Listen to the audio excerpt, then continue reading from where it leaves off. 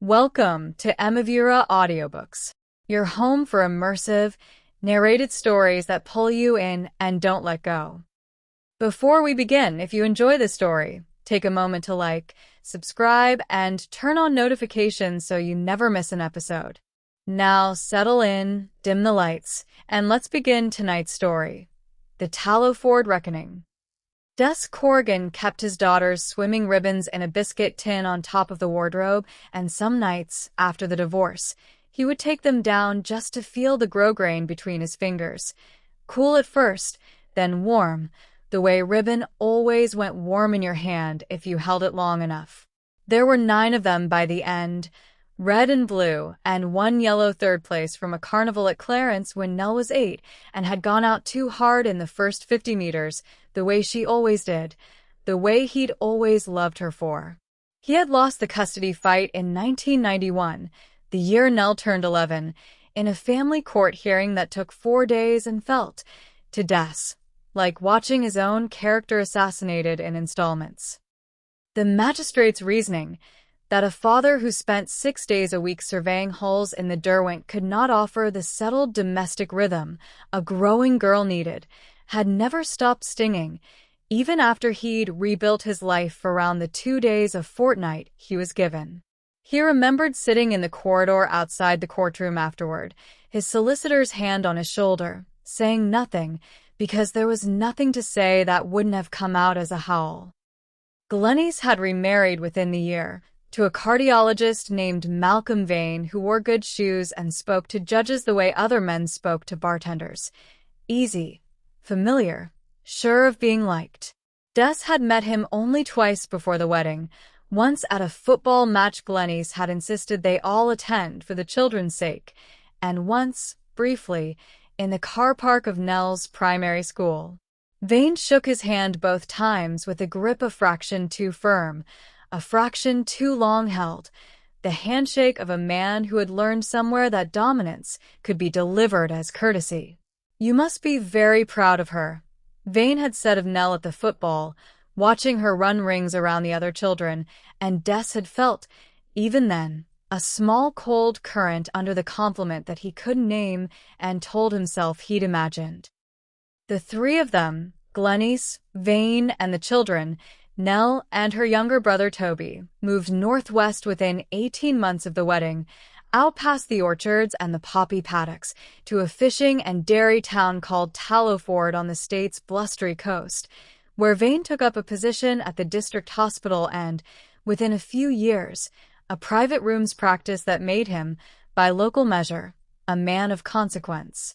The house they bought sat on the hill above the harbor, weatherboard and wide-veranded, with a view down over the fishing fleet and the co-op sheds that Des, on his first visit, thought was wasted on a man who'd never once, as far as Des could tell, gone down to look at the boats. For 3 years Des made the 5-hour round trip along the highway every second weekend, leaving Hobart before 6 on a Saturday morning, watching the light change from the dry Midlands to the wetter, greener coast, and always, in the last 20 minutes, feeling his chest tighten with something that was equal parts hope and dread. He watched his daughter grow into a rangy, quick-tongued girl who could get a flathead in 4 strokes of the knife and recite the periodic table in the same breath she used to complain about her stepfather's rules, and who missed the sea smell of Hobart more than she ever let her mother know. They spent the fortnightly Saturdays doing ordinary things Des would later turn over in his memory like stones worn smooth from handling, fish and chips eaten out of the paper on the breakwater, an afternoon in the boatyard's spare shed, where he'd let her sand a hull with him and she'd taken to it with a seriousness that made the other blokes laugh and then stop laughing because she was better at it by 4 o'clock than half of them. Long, meandering phone calls on the Wednesdays in between, when she'd ring collect and talk for 20 minutes about nothing at all. It was on one of those Saturdays, when Nell was 12, that Des first heard about the tonic. She'd come down to breakfast at the motel he always booked for their weekends.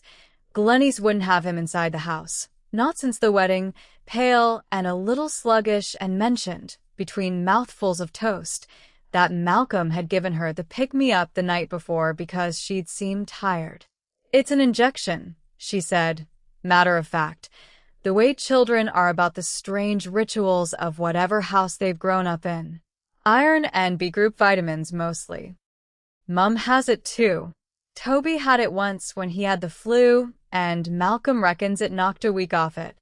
Des had asked, carefully, whether it hurt, and Nell had shrugged and said not really.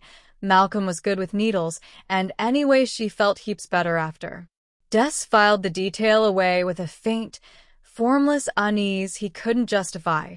The man was a cardiologist, more medically qualified than anyone Des had ever known, and he let it go, the way you let go of 100 small things about a household you no longer had any authority over. The custody arrangement ground on through those years in the background of everything, a low hum of solicitors' letters and review hearings that Des attended faithfully and dreaded equally.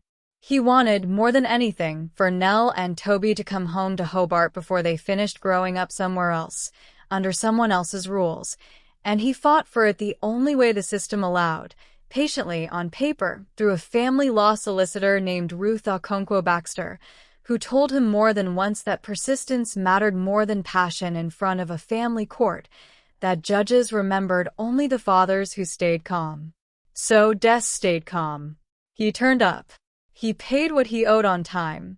He wrote measured affidavits about wanting to provide his children with continuity and a father's daily presence, and he bit down, again and again, on the things he actually wanted to say about Malcolm Vane, the vague unease, the handshake, the tonic, because Ruth told him plainly that without something concrete, raising suspicion about a respected doctor would read as exactly the bitterness the original ruling had already used against him.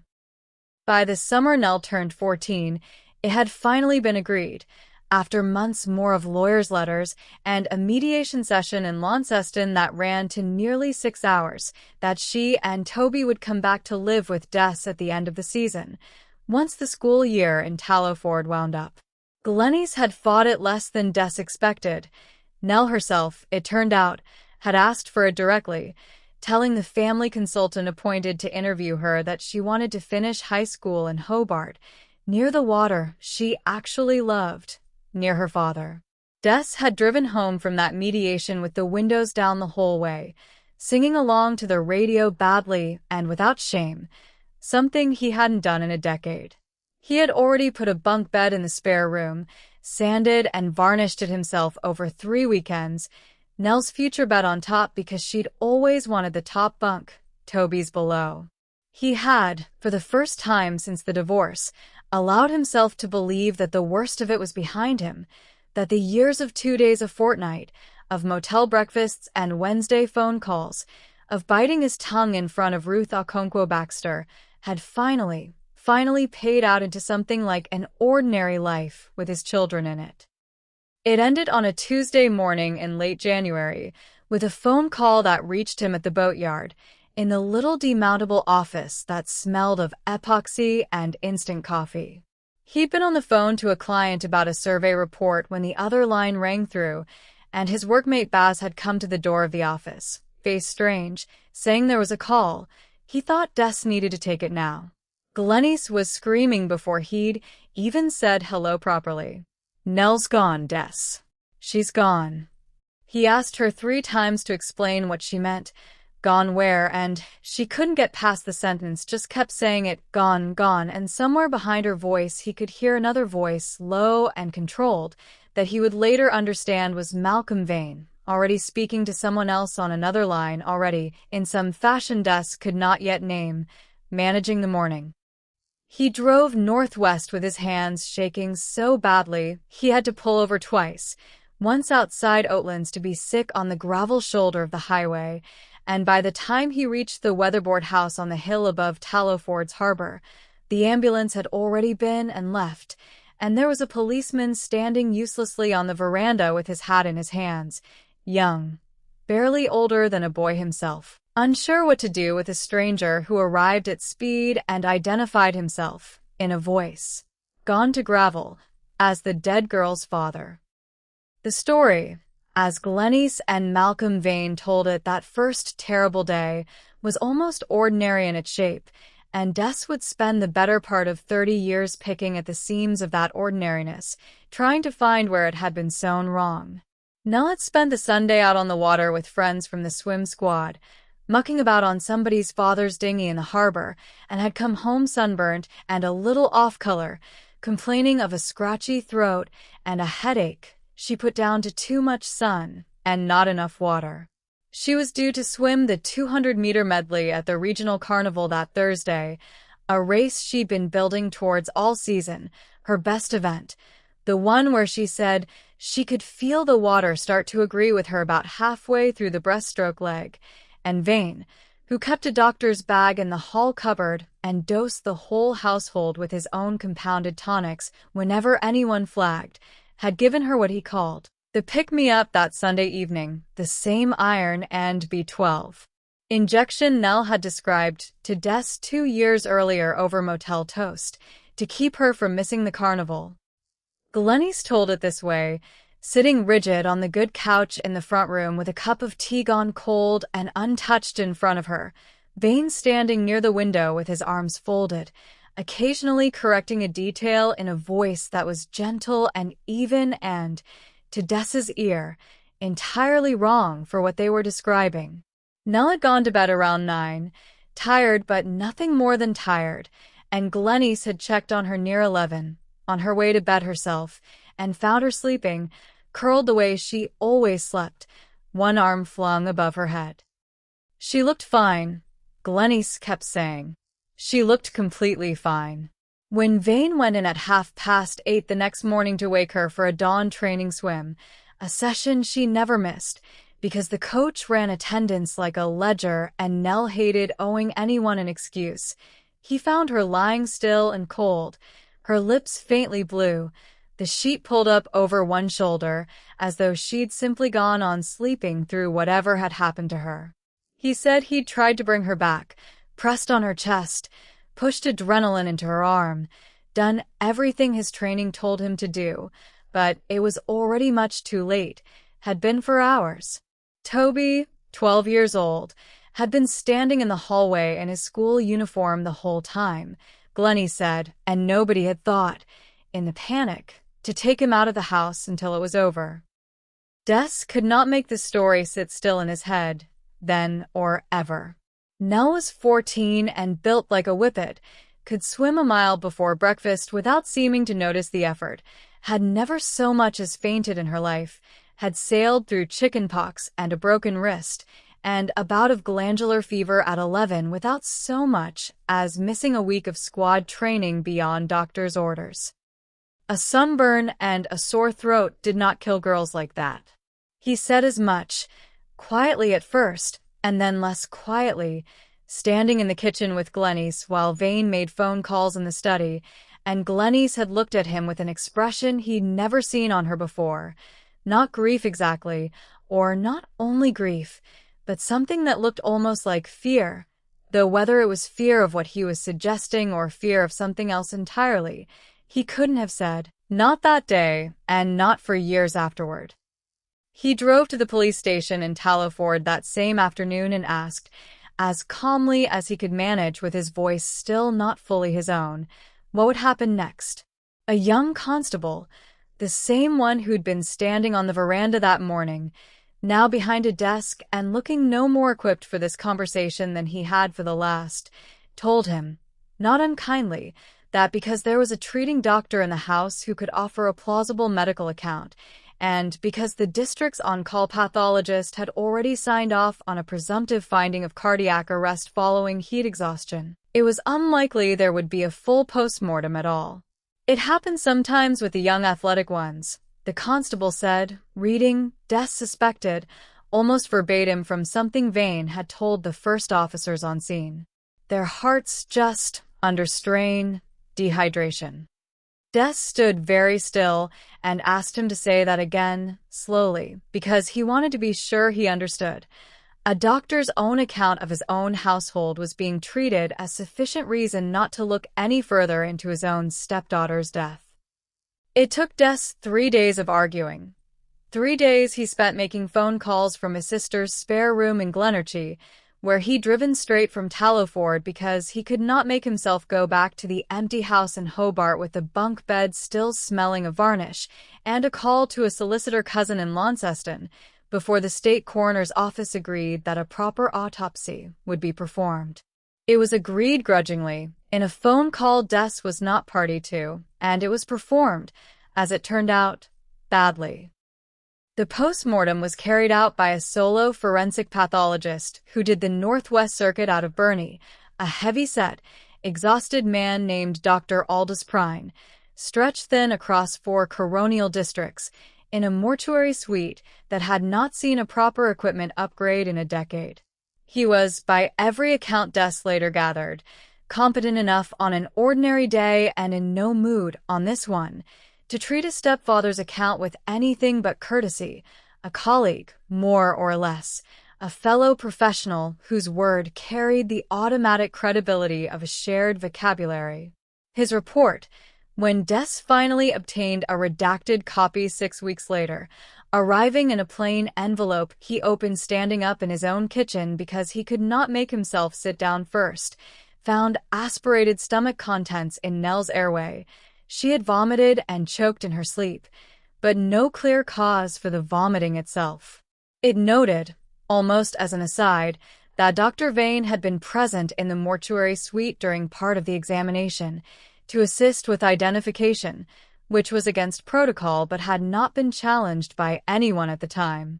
It noted bruising around the injection site that was hard to reconcile with a single dose given the evening before. Bruising, the report allowed, more consistent with repeated or forceful administration.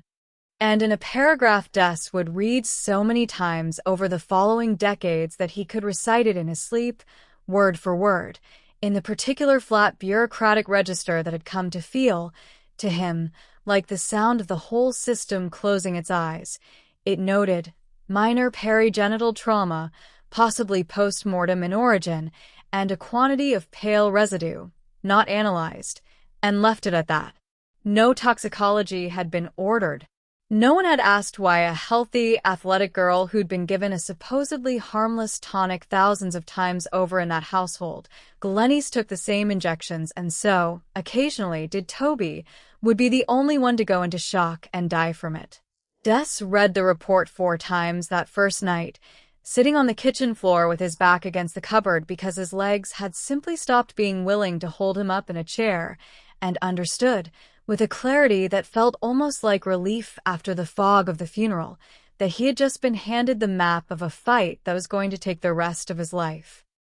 The funeral itself had come and gone weeks before the report, on a bright, indifferent Thursday at a chapel overlooking the Tallowford harbor, the same water Nell should have been racing in that week.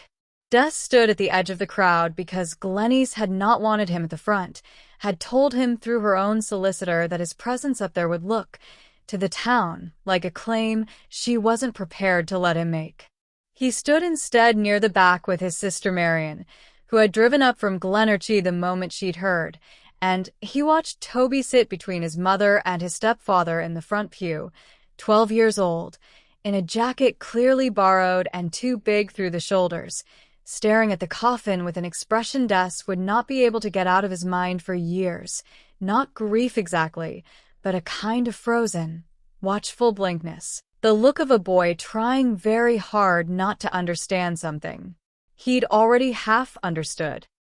Vane spoke at the service, briefly and with what struck Des as rehearsed composure, about Nell's fierce intelligence, her competitiveness in the pool, the way she'd folded herself so completely and so quickly into their household that he'd sometimes forgotten, he said, that she wasn't his own by blood.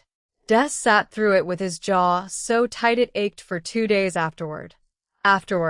In the milling crowd outside the chapel, he overheard 2 of Vane's hospital colleagues, a nursing sister and a younger doctor, neither of whom noticed him standing close enough to hear, murmuring about the tonic, about how Malcolm really ought to have been more careful with the dosing on a girl her size.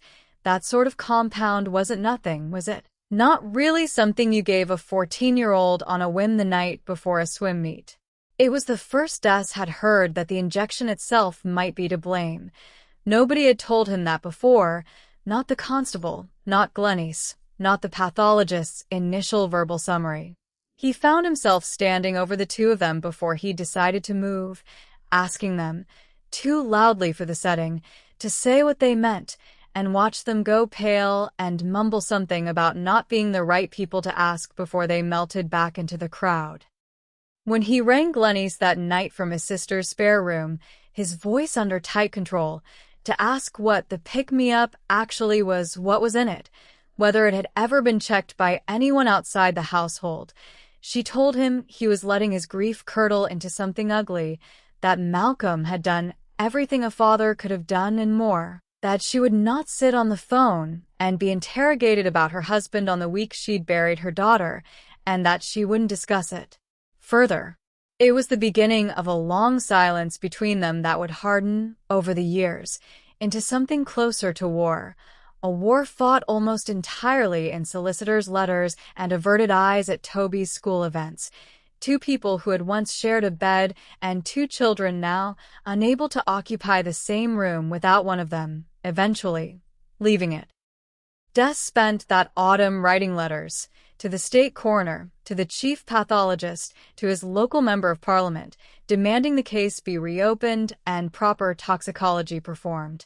He wrote them at the kitchen table in Hobart, late at night, in a careful, blocky hand that Marion said made him look angrier than he sounded, and he kept carbon copies of every one in a green cardboard folder that would, over the following decades, grow into 4 filing cabinets worth of correspondence, clippings, and transcripts, stacked in what had once been meant as Nell and Toby's shared bedroom.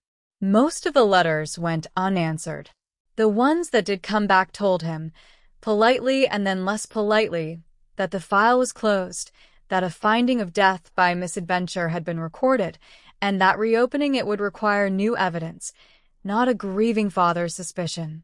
One reply, from a departmental undersecretary whose name Des never forgot, suggested he consider whether ongoing correspondence of this nature serves your own well-being. Des kept that one on top of the pile for a long time because he found something almost useful in the anger it gave him. He hired a solicitor, a sharp, patient woman named Priya Anand who had grown up 2 streets from him in Sandy Bay. She took the case on a payment plan that would have embarrassed most firms and told him, in their first meeting, that she couldn't promise him justice, only that she would not let the file be closed quietly while there were still questions worth asking. "I've read the post-mortem twice," she told him. "There's a sentence in there that any competent lawyer with a right expert behind them could turn into a very uncomfortable afternoon for Dr. Vane. We just need the expert." Together they spent 18 months writing to forensic toxicologists around the country, most of whom declined politely, citing a reluctance to comment on a colleague's finalized work without access to specimens that no longer existed for private review. It was Priya who finally found Dr. Esther Kalb, a forensic toxicologist at a Melbourne teaching hospital with a reputation for taking on cases other people wouldn't touch, who agreed, after reading the redacted post-mortem, to review the paper file pro bono. Dr. Kalb's opinion, when it finally came, in a plain-worded letter that ran to 11 pages, was damning in its understatement. She noted that the combination of drugs recorded in Vane's own account, the original tonic and later the adrenaline and a sedative he admitted giving during his panicked resuscitation attempt, was, in her words, not one I would expect a treating cardiologist to select, nor one I would expect a healthy adolescent to fail to survive, absent some other precipitating event that has not been adequately investigated. She flagged the unexplained bruising at the injection site, the undocumented perigenital trauma, and the complete absence of toxicology as, taken together, a set of omissions that a competent coronial investigation would ordinarily treat as suspicious rather than incidental. Her report recommended, in its final paragraph, exhumation, a second, full post-mortem, conducted by an independent forensic pathologist with proper toxicological support, before what remained of the physical evidence degraded any further. It took another 2 years of hearings and adjournments, and one demoralizing afternoon in which a magistrate told Priya that reopening an inquest on this basis risked opening the floodgates to grieving relatives relitigating settled findings, before a different magistrate, in the spring of 1998, finally agreed. Des stood at the Cornelian Bay Cemetery on the morning of exhumation, in the cold wind off the Derwent, with Marion on one side of him and Priya on the other, and watched his daughter's coffin come up out of the ground for the second post-mortem of her short life. He had not let himself imagine what that moment would feel like, and was grateful, afterward, that he hadn't tried. Nothing came close to the low, mechanical groan of the winch, or the silence of the small group of onlookers as the coffin cleared the lip of the grave. The body, remarkably, was well preserved, the cold ground having done what the original investigation had not. But the tissue samples meant to have been retained from the first autopsy, including, critically, the swabs taken during the examination of the perigenital trauma, were not to be found. The Burney Laboratory had no record of them.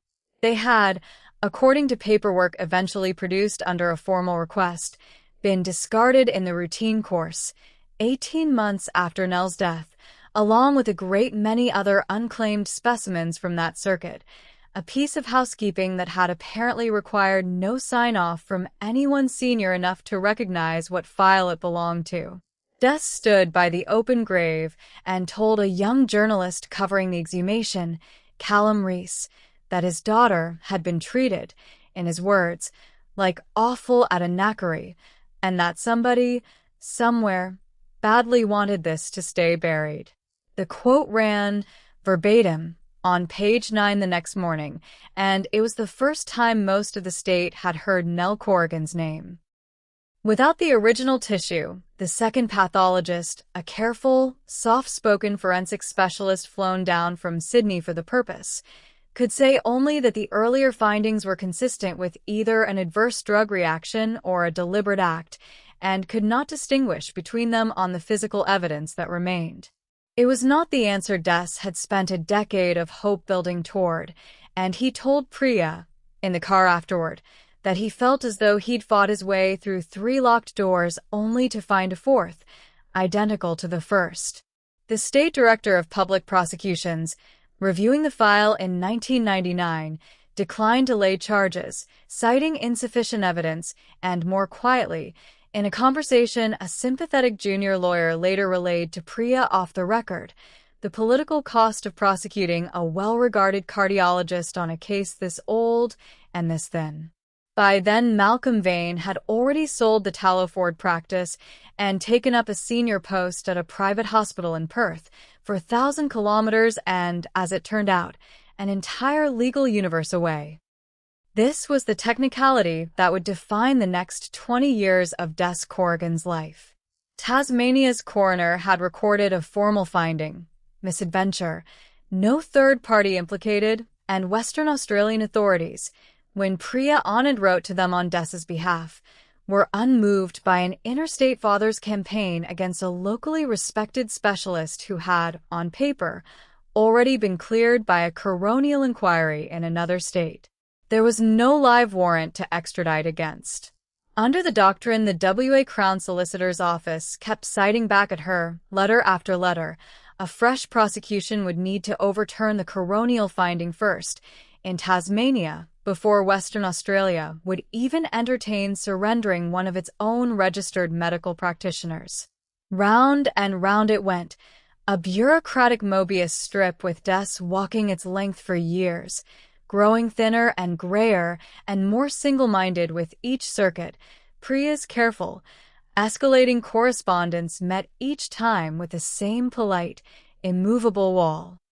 In 2001, still unable to get anyone in officialdom to move, Des did something Priya begged him not to do.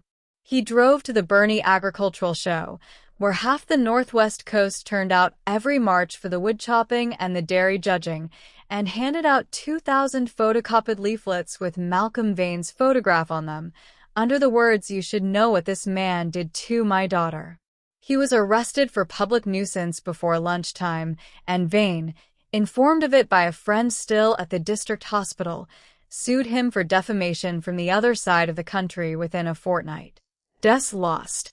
He stood in a Hobart courtroom and listened to a barrister he couldn't afford describe him, not unfairly, as a man whose grief had made him reckless with the truth, since the leaflet stated as fact what the coronial record still called misadventure.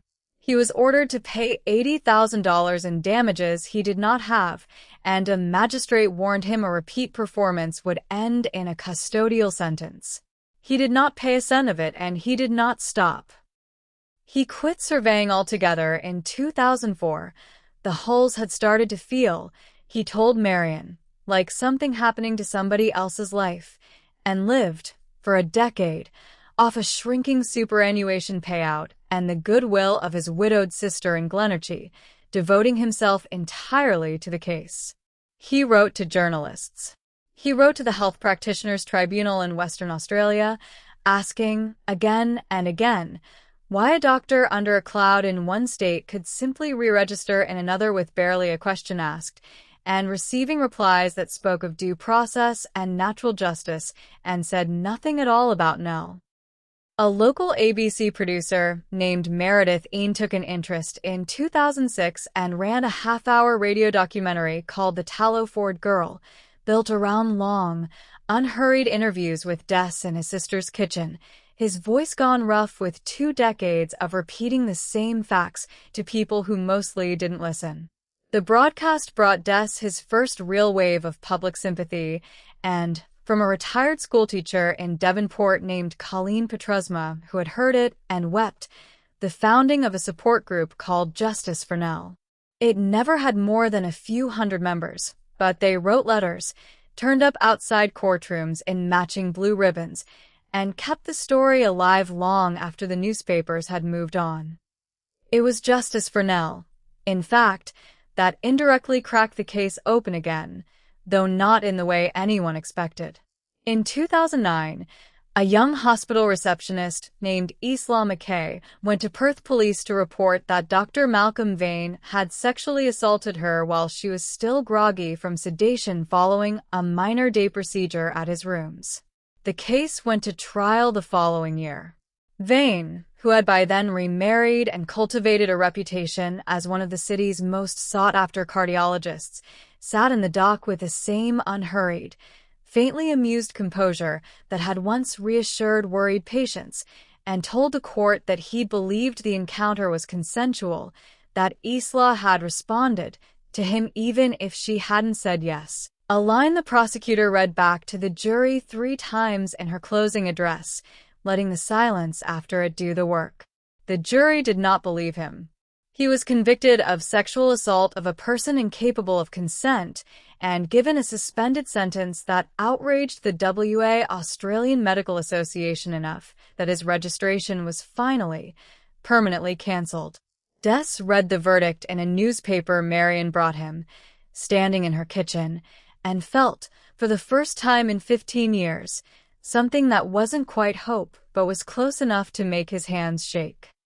The publicity from the McKay trial drew 2 sisters out of the woodwork, Kira and Ashlyn Pryor, who had grown up 2 doors down from Vane's first Tallowford surgery and who, as teenagers in the mid-90s, had gone on a long weekend to Freycinet with him at their mother's blessing, back when their own parents' marriage was falling apart and Vane had made himself into a kind of avuncular rescuer for the family. Kira told a journalist on the record about a caravan park cabin with 1 double bed, about being given her iron shot, since he had the kit with him, about waking in the night to find him beside her and understanding, with a clarity she had spent 15 years trying to unknow, exactly what was happening. Her sister Ashlyn, younger and heavily sedated that night, had no memory of it at all and had spent years wondering, in the worst hours, whether that was a mercy or its own kind of wound. None of it, on its own, was enough to reopen Nell's file. The Tasmanian DPP told Priya Anand, not for the first time, that the passage of years and the loss of the original specimens made any fresh prosecution close to impossible. Whatever pattern of behavior had since emerged around Malcolm Vane. Des, by then 63, felt the last of the state's patience with him running out. His own father, before he died, had begged him more than once to let it go, and Des had sat by the old man's bed near the end and been unable to promise him that, even for comfort's sake. He never could explain to anyone's satisfaction why he wouldn't stop. "If I stopped," he told Meredith Ian in a 2012 interview that ran nowhere near as widely as it deserved to, "there wouldn't be a version of me left to go on living. This is what's left of being her father." By 2018, Vane had sold his Perth mansion and moved on again, this time to a private clinic on a small Pacific archipelago called Verita, a nation with no extradition arrangement with Australia at all, where an aging but still charming Australian cardiologist with cash to spend was welcomed, without much scrutiny. Des, tracking his movements through a retired private investigator named Harry Tulloch who worked for the price of a slab of beer and the satisfaction of the chase, learned in late 2019 that Vane's Verita clinic contract was ending and that he intended to retire quietly to a beach house near Margaret River, back on Australian soil, where, crucially, Harry pointed out over a beer at Des's kitchen table. Tapping the printed itinerary with one finger, the original Tasmanian coronial finding would still shield him from any serious prosecution and where he'd be, once more, simply out of reach. Des later told the court he could not say, precisely, at what point in that autumn of 2019 he decided he would rather go to prison than let Malcolm Vane die peacefully by the sea. What is known is that in November of that year, 3 men, later identified as a removalist named Carl Dorey and 2 acquaintances he'd met inside Risdon prison years earlier, Steve Okafor and a man who gave his name only as Bez, turned up at the Margaret River beach house at 8 in the evening, bound and gagged a struggling, screaming Malcolm Vane in his own kitchen and drove him, in the boot of an old Commodore, for 11 hours across the Nullarbor towards the eastern states. Somewhere past Ceduna, in the small hours, one of the men produced a fishing knife and threatened, by Vane's later account, to cut something off him if he didn't stop kicking the boot lid. The driver made him put it away, saying they had too many kilometers left to risk it. Near dawn on the second day, the car pulled up outside the police station in a small Victorian border town, and the men left Vane, bound and badly beaten, propped against the station's front fence, before driving off and vanishing entirely. When the desk sergeant cut the tape from his mouth, the first thing Vane said was not the name of the men who'd actually taken him, whom he'd never see again, but the name of the man he was certain had ordered it. "Corrigan did this," he said. "Ask Corrigan." Des was in Hobart when the call came from Priya Anand, who'd heard it on the radio before he had. He flew to Melbourne that afternoon, telling police he only wanted to see, with his own eyes, that Vane had finally been delivered somewhere a Tasmanian warrant could reach him. The coronial finding had, by then, been reopened on the strength of the McKay conviction and the Pryor sisters' statements, and a fresh charge of manslaughter was sitting, freshly signed, in a Hobart court file. Detectives searched his hotel room and found $11,000 in cash he could not fully account for. He was arrested within the week, charged with conspiracy to kidnap and to cause grievous bodily harm, and released on strict bail to await trial, while the men he swore he had never met, Dorey, Okafor, and Bez, were tracked down through a phone left switched on 11 minutes too long outside Ceduna and charged in turn, each telling police, separately and consistently, that they had acted alone, moved by what they'd read in the papers. Vane's lawyers fought for 18 months to have the manslaughter charge thrown out before it reached a jury, arguing that a man kidnapped and delivered to justice by criminal means could never receive a fair trial, and that the coronial finding amounted to something close to an acquittal. Priya Anand watched the argument run its course through the Supreme Court, aware that if it succeeded, nothing anyone had done would ever bring the case back a second time.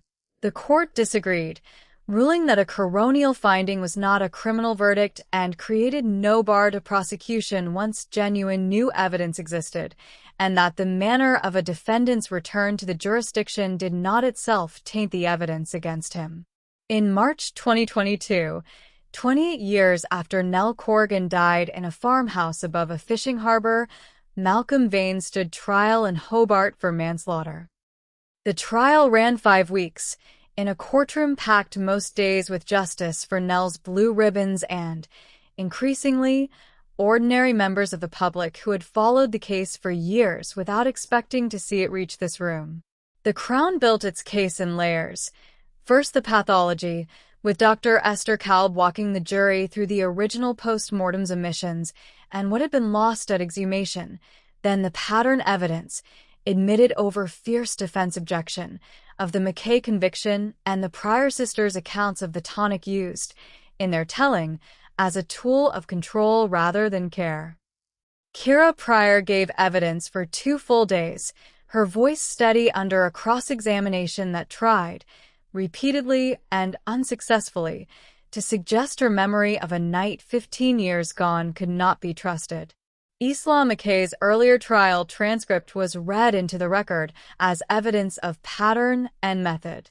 Vane himself took the stand in the 4th week, composed as ever in a gray suit, and told the jury, in the same gentle, even voice Des remembered from the front room in Tallowford, that he had loved Nell as his own, that the tonic had never harmed anyone before or since, and that her death remained the single greatest grief of his professional life.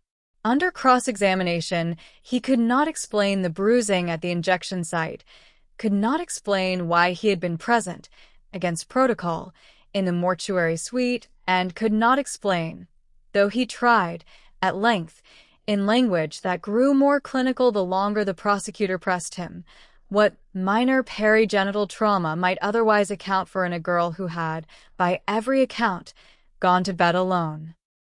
Glennice, who had stayed married to no one in the years since her divorce from Vane and had spent a decade telling anyone who asked that Des's crusade was cruelty dressed up as grief, sat through the Pryor sisters' evidence and the reading of Isla McKay's transcript with her hands pressed flat against her knees, close enough that Des could hear her breathing change during the worst of it.